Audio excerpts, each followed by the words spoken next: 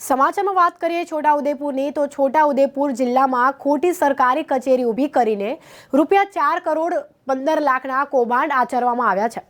જી હા, આદિજાતિ વિભાગ પ્રયોજના કચેરીમાંથી ગ્રાન્ટ મેળવીને નાણાંની ઉચાપત કરવામાં આવી હતી।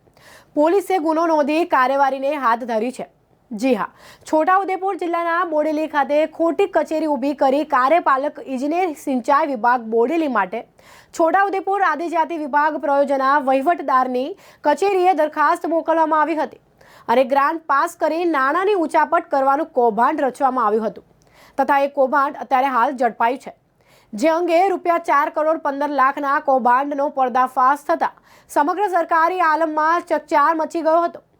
છોટાઉદેપુર પોલીસ મથકે પ્રયોજના વહીવટદાર કચેરીના ક્લાર્ક જાવીદભાઈ ઇબ્રાહીમભાઈ માકડોજીયા દ્વારા ફરિયાદ નોંધાવી છે, જે અંગે પોલીસે ગુનો નોંધી આગળની કાર્યવાહી હાથ ધરી છે।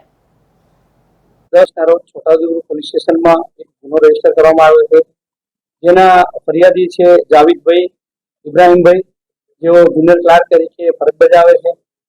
હકીકત એવી છે કે 2021 થી 2023 સુધી જે સરકારશ્રીની ગ્રાન્ટો હોય છે, એ ગ્રાન્ટોની અંદર અલગ અલગ 93 કામોની અંદર ₹4,15,54,915 ખોટા દસ્તાવેજો બનાવી, ખોટા સિક્કા બનાવી, ખોટી સહીઓ કરી અને દસ્તાવેજી પુરાવા ખોટા ઉભા કરી અને ગ્રાન્ટો મેળવેલી છે।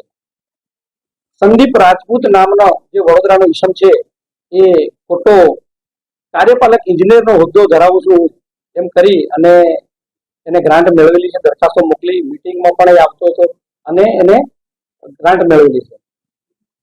તપાસ દરમિયાન આરોપી અટક કરવામાં આવેલ છે અને અટક દરમિયાન એને એના નિવેદનની અંદર એક બીજો અબુ બકર સૈયદ કરીને આરોપી છે, એને નામ ખોલવામાં આવ્યું છે, એને પણ અટક કરવામાં આવેલી છે।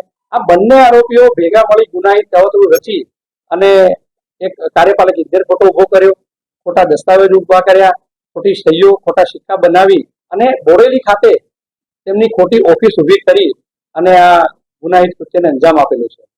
બંને આરોપીઓને અટક કરવામાં આવેલા છે અને બંને આરોપીઓને કોર્ટમાં રજૂ કરતા દિન 12ના પોલીસ રિમાન્ડ મેળવેલા છે અને હાલ તપાસ ચાલુ છે।